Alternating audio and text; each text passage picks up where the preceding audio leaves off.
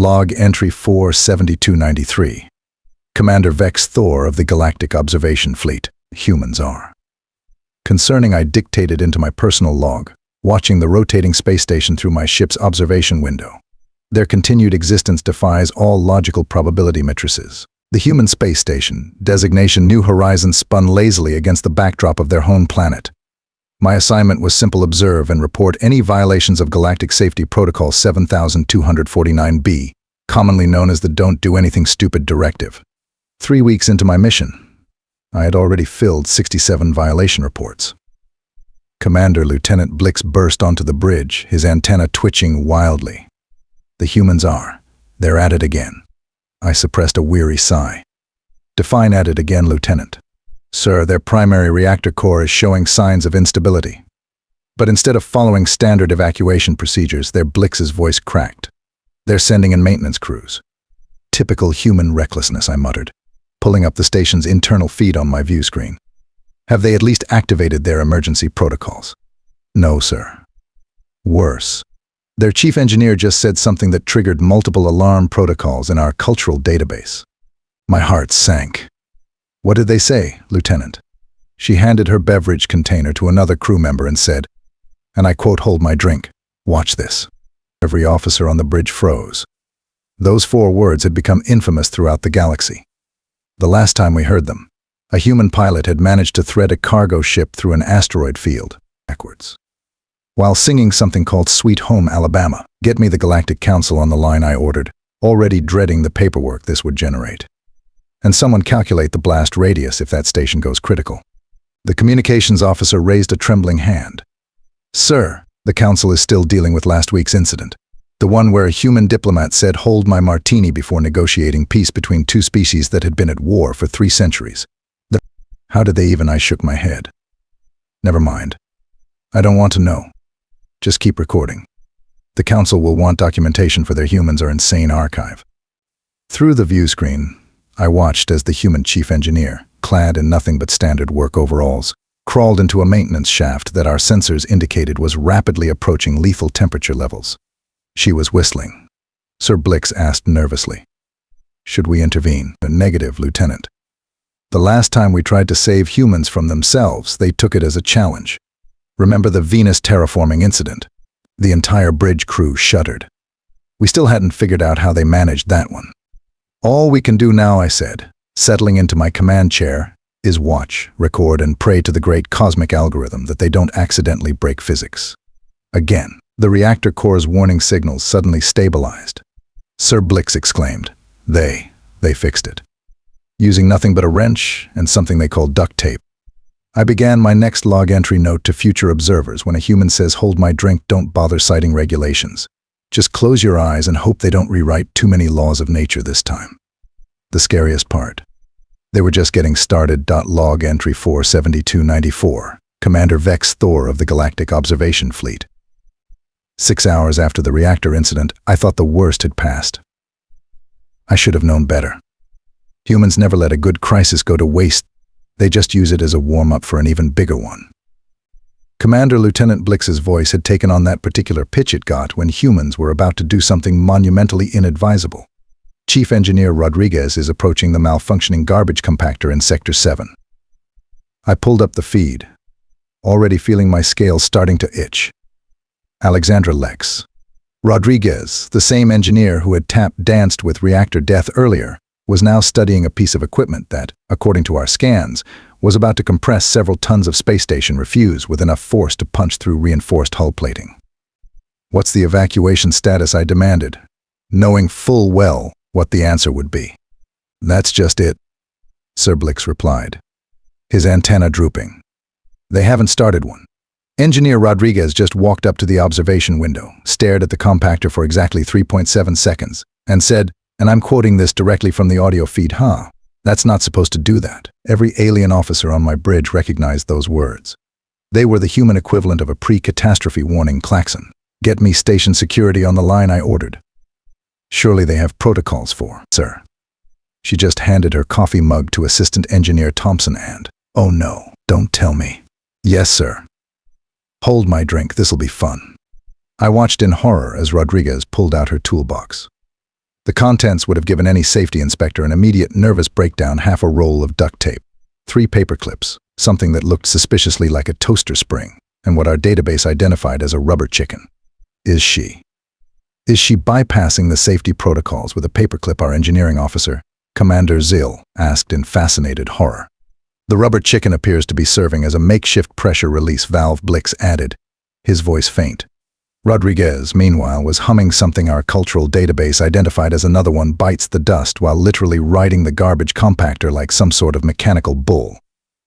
She had somehow managed to redirect the hydraulic pressure using nothing but the toaster spring and what appeared to be bubble gum. Sir, those modifications violate at least 47 different safety regulations, Zill protested. Make that 48, I corrected as Rodriguez pulled out a small bottle labeled hot sauce and began applying it to the compactor's control panel.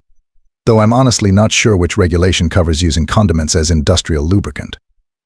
The garbage compactor made a sound that no piece of machinery should ever make, something between a purr and a hiccup. Then, impossibly, it began working perfectly. How Zill whispered, staring at his readings. The efficiency ratings are actually better than factory specifications. Rodriguez hopped down from the machine, dusted off her hands, and retrieved her coffee mug from Thompson. She took a long sip, made a face, and said, "Dang, it got cold. Guess I'll have to fix the coffee maker next." Every alien on my bridge paled, Sir Blix asked nervously. Should we warn them about the coffee maker? Our last analysis indicated it was already operating at 147% above design specifications due to previous human improvements. I shook my head, adding another entry to my log. Negative, Lieutenant. The last time we tried to explain engineering limitations to humans, they took it as a dare and invented a new form of physics just to prove us wrong. Through the monitor, we watched Rodriguez approach the coffee maker, toolbox in hand, and a gleam in her eye that made my scales crawl. How does she keep doing this? Zill demanded, frantically reviewing the footage of the garbage compactor repair. None of those components should work together. The hot sauce alone should have. Lieutenant, I interrupted. When dealing with humans, I've learned there are 3 phrases that signal imminent chaos. Watch this. What's the worst that could happen? And of course, hold my drink. Sir. The coffee maker is now glowing. Make that 4 phrases, I amended, watching Rodriguez work with mounting dread. Add I can fix that to the list. I began my next log entry addendum to previous note. When a human engineer says they can fix something, assume all known laws of thermodynamics are about to become polite suggestions. But the coffee maker exploded.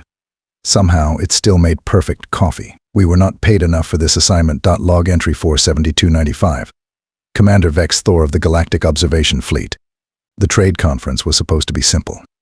Representatives from 12 spacefaring species gathered on New Horizon Station to negotiate resource distribution rights for the Orion sector.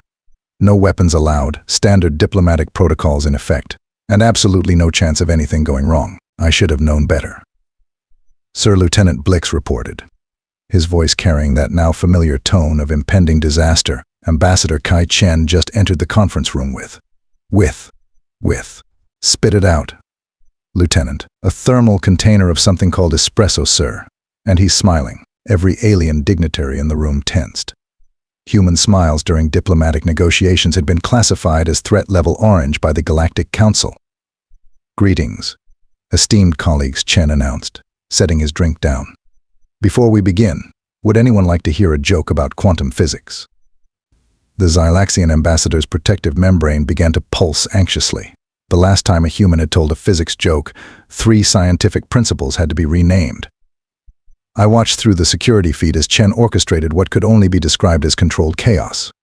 The human ambassador had somehow managed to arrange his datapad, 2 star charts, and a half-eaten sandwich into what he called a visual aid for resource distribution.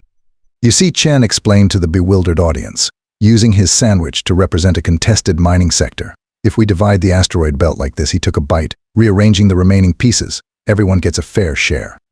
Ambassador Chen, the Rigelian representative, interrupted. You cannot solve complex territorial disputes by eating them. Watch me, Chen replied, taking another calculated bite. Then he spoke the words that made my scales stand on end. Actually, hold my espresso. I'm going to demonstrate something. Code Red, Blix yelped. He's approaching the holographic display system. Through decades of diplomatic service, I had never seen anyone use interpretative dance to explain mining rights. Yet there was Chen, pirouetting between holographic asteroid representations, occasionally pausing to adjust boundary lines with graceful sweeps of his arms. The truly fascinating part, he declared, executing what our cultural database identified as a moonwalk through a disputed sector, is that if we time our operations to match the asteroid belt's natural rotation, the Xylaxian ambassador's membrane was now cycling through warning colors. This is unprecedented. You cannot choreograph interstellar politics. That's where you're wrong. Chen spun in place, somehow managing to activate the emergency sprinkler system. As water rained down on the assembled diplomats, he continued his presentation without missing a beat. Notice how the water droplets represent natural resource flow. I watched in horror as Chen proceeded to turn the minor catastrophe into what he called a practical demonstration of cooperative crisis management somehow, between helping the Andromedans dry their ceremonial robes and teaching the Rigelian delegation how to do the wave. He had gotten 6 species to sign preliminary trade agreements. Sir Blix reported, his antenna twitching violently. The station's artificial gravity just hiccuped on screen. Chen's smile widened. Perfect timing. Now, esteemed colleagues, observe how resource distribution works in variable gravity conditions. What followed was 15 minutes of what Chen later described as interpretative zero-G economic theory. He managed to negotiate 3 peace treaties while floating upside down. The conference room's environmental controls are going haywire, our engineering officer announced. Temperature is fluctuating, humidity is all over the place. And is that music? Indeed, Chen had somehow patched Earth's classical music into the station's emergency broadcast system. As Beethoven's Fifth Symphony thundered through the speakers, he conducted the final round of negotiations with dramatic flourishes that perfectly matched the music's crescendos. And that Chen concluded, smoothly catching his now cold espresso as gravity returned to normal, is why cooperative mining benefits everyone. Any questions? The room was silent, except for the dripping of water and the fading echoes of classical music. Every alien representative was staring at their signed agreements, seemingly unsure how they had agreed to terms that, upon review, were surprisingly equitable. Did he just Blix started? Solve a century-old resource dispute using interpretative dance, artificial gravity fluctuations, and Beethoven I finished. Yes, Lieutenant. Yes, he did. But how? I've learned not to ask that question when humans are involved, I replied, starting a new log entry, especially when it starts with hold my drink and ends with rewriting diplomatic protocols. The Xylaxian ambassador approached Chen, membrane now showing colors of deep respect and mild confusion. Ambassador, your methods are unorthodox. Oh, this Chen grinned, taking a sip of his cold espresso. You should see what happens when I've had a double shot. Now, who's up for discussing the Carina Nebula mining rights? I brought my tap shoes. I quickly added to my log warning to future diplomatic observers when a human ambassador asks someone to hold their caffeinated beverage, evacuate all non-essential personnel and prepare to rewrite several chapters of the Galactic Political Handbook. As I watched Chen strap on his tap shoes while humming something called Singing in the Rain, I couldn't help but wonder if somewhere, somehow, the universe was laughing at us. The scary part. The day wasn't even half over. Log entry 47296, Commander Vex'thor of the Galactic Observation Fleet. If you ever want to witness true chaos, watch what happens when space pirates interrupt a human's lunch break. I learned this lesson the hard way when the notorious Black Nebula Raiders decided to attack New Horizon Station during what humans call Taco Tuesday. Sir Lieutenant Blix's voice cracked with panic. 3 pirate vessels just dropped out of hyperspace. They're demanding immediate surrender of the station. I was about to contact station security when the feed from the cafeteria caught my attention. Security Chief Maya Williams was calmly finishing her taco, watching the pirate ships through the observation window as if they were merely an interesting lunch show. Chief Williams, her deputy, announced, pirates are attempting to breach airlock 7. Williams picked up her drink, something called a cherry slushy, and handed it to her deputy. Hold my drink, Marcus. These idiots just made a huge mistake. My heart sank. Those words, combined with the glint in her eyes, triggered every warning protocol in our database. Sir Blix whispered. She's accessing the station's inventory system. She's requisitioning cafeteria trays and something called cooking spray. Through the security feeds, we watched Williams grab a stack of metallic cafeteria trays. She proceeded to spray them with what our sensors identified as food-grade lubricant, then distributed them to the station's off-duty security personnel, all of whom were grinning in a way that made my scales itch. Pirates have breached airlock 7, the station's AI announced. Perfect, Williams responded, testing the weight of a tray in her hands. Jerry, hit the environmental controls. Protocol Home Alone. I turned to my cultural officer. Home Alone. Sir, it appears to be a reference to a human entertainment program about improvised defensive tactics. The pirates, armed with plasma rifles and wearing tactical armor, stormed through the airlock. They were met with absolute silence, empty corridors, not a defender in sight. Then Williams' voice came over the station's comm system. Now everyone, remember minimum property damage this time. I'm still filling out paperwork from the last incident. The first group of pirates rounded a corner and immediately encountered what humans apparently call a slip and slide. The floor had been coated with cooking spray.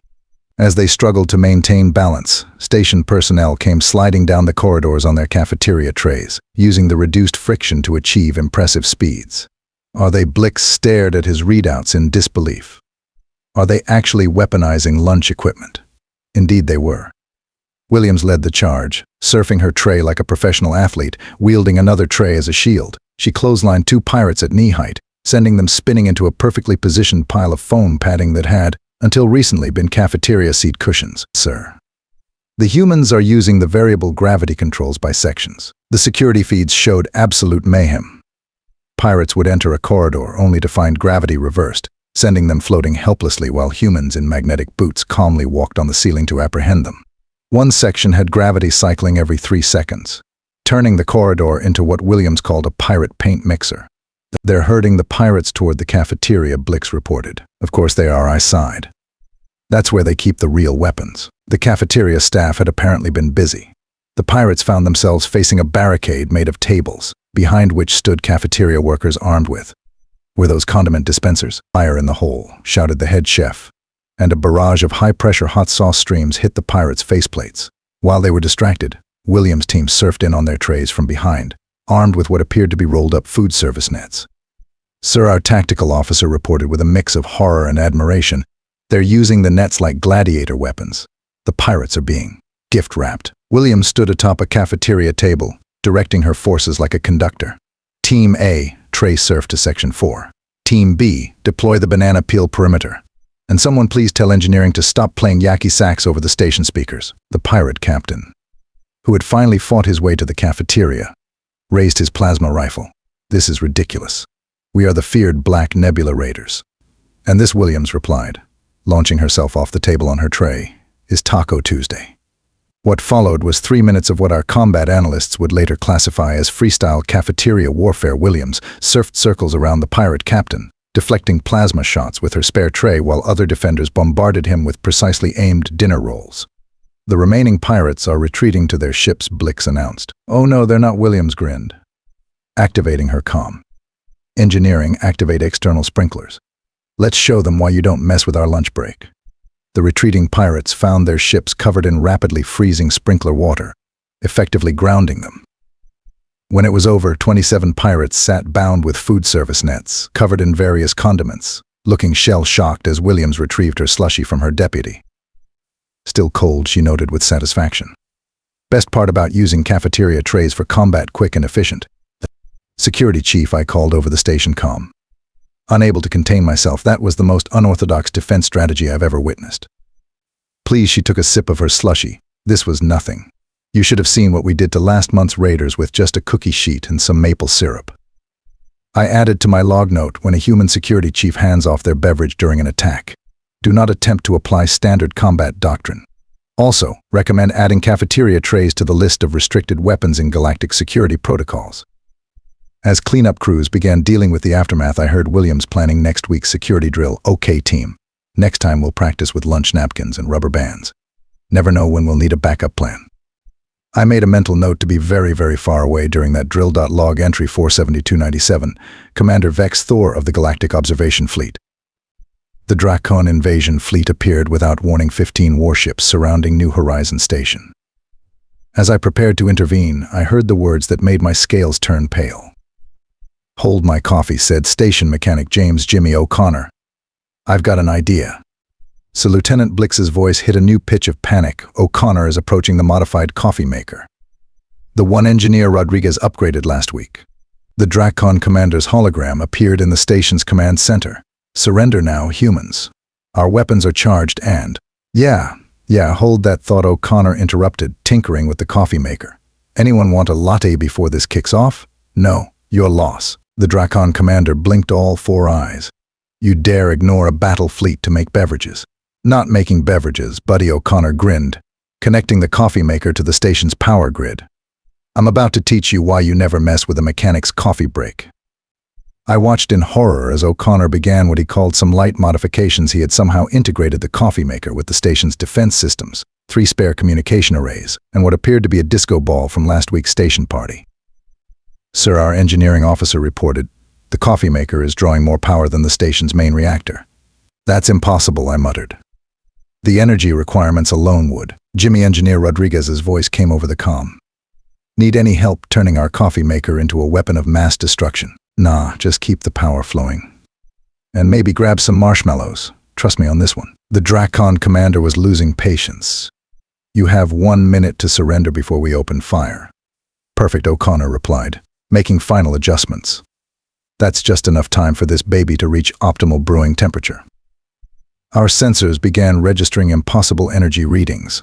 The coffee maker was glowing with a light that shouldn't exist in our dimension. The disco ball started spinning, refracting the energy in complex patterns. Sir Blix yelped, the coffee maker is converting the station's entire monthly coffee supply into weaponized caffeine plasma. O'Connor finished proudly. Really brings out the flavor notes too. The Dracon ships opened fire. Their energy beams hit what appeared to be a force field made of pure, concentrated coffee essence. The smell of fresh brewed dark roast filled space itself. Would you look at that, O'Connor commented. They're actually making it stronger. Basic coffee physics, the more energy you add, the better it brews. I watched, transfixed, as the coffee maker began to pulse. Each burst sent waves of caffeinated energy rippling through space. The Dracon ship's shields began to fail, their hulls stained with what our sensors identified as extra bold French roast. Warning, the station AI announced, coffee pressure exceeding recommended levels. There are no recommended levels for weaponized coffee, O'Connor shouted back, cranking a dial that definitely wasn't part of the original design. Now let's show them why you don't interrupt coffee time on this station. The coffee maker unleashed what O'Connor later called the perfect shot, a concentrated beam of coffee-based energy that swept across the Dracon fleet. Ships began to sputter and stall, their engines clogged with what would later be described as the finest crema in the galaxy. Impossible, the Dracon commander sputtered. You cannot defeat a battle fleet with a beverage dispenser. First time for everything, O'Connor replied, initiating what he called the final brew cycle also. Technically, this isn't just a beverage dispenser anymore. Pretty sure it breaks at least 7 laws of physics now. The coffee maker reached critical brewing pressure. The disco ball spun faster, sending caffeinated death in all directions. The Dracon fleet, their ships now thoroughly marinated in high-energy coffee particles, began an emergency retreat. And that, O'Connor declared, retrieving his now cold coffee from his assistant, is why you don't mess with human coffee breaks. Also, I think we just invented a new form of space warfare. I quickly added to my log urgent warning to all command structures: when a human mechanic combines coffee machinery with defense systems, evacuate the sector. Also, recommend classifying coffee makers as Class 7 restricted technology. The station's command center erupted in cheers. O'Connor took a sip of his cold coffee and frowned. Well, guess I need to make a fresh cup. Anyone want to help me clean the weapons-grade coffee residue out of the defense grid first? O'Connor, I called over the comm. Did you just weaponize a coffee maker without any proper weapons engineering certification? Nah, he grinned. Already starting to disassemble his creation. I just made some adjustments to the brewing pressure. The weapons-grade stuff was just a bonus. Though I gotta say, that was probably the most efficiently brewed coffee in human history. I made one final log entry note: when humans combine the phrases "hold my drink" and "I've got an idea," expect either brilliant innovation or spectacular destruction. Usually both. As I watched O'Connor sketch plans for what he called an improved brewing to weapons conversion ratio, I couldn't help but wonder if the galaxy would ever be truly ready for caffeinated humans. Final log entry 47298. Commander Vex'thor of the Galactic Observation Fleet. To Galactic High Command. Subject: urgent review human beverage protocol. Distinguished council members. After the events aboard New Horizon Station, I must strongly recommend immediate implementation of new safety protocols. When a human hands their drink to another being and says, "Hold my drink, the following emergency procedures should be initiated." Evacuate all non-essential personnel. Disable any physics compliance monitors. Begin recording for scientific posterity. Pray. Within one standard solar rotation, I witnessed a reactor core repaired with duct tape and optimism. A garbage compactor turned into a surprisingly efficient recycling system. Interstellar diplomacy conducted via interpretative dance. Cafeteria trays deployed as tactical combat equipment. And most alarmingly, a coffee maker that violated several laws of physics while repelling an invasion fleet. The phrase "hold my drink" has now been officially classified as both a warning and a historical marker. Future xenoanthropologists will likely divide human achievements into two categories: pre-drink holding and post-drink holding. I am formally requesting reassignment to a nice, quiet observation post. Perhaps a black hole, something simple and predictable. Additionally, I propose adding coffee maker to the galactic list of restricted technologies, right between quantum destabilizers and planet crackers. As I conclude this report, I've just received word that Engineer Rodriguez and Security Chief Williams are collaborating on what they call improvements to the station's vending machines. O'Connor is helping. They asked someone to hold their drinks. I'm evacuating the sector. Final note: should any future commander be assigned to human observation duty, I offer this advice: when you hear those fateful words, don't bother consulting the regulation manual. It's already too late. With deepest concern. Commander Vex'thor. P.S. The Draken fleet, still smelling of French roast, has formally requested to never be stationed near human space again. I believe this is wise. P.P.S. The coffee maker has developed sentience. It's applying for citizenship. Given recent events, I recommend approving its application immediately. Commander Vex'thor has requested extended leave. Request approved with note: "Yeah, we don't blame you.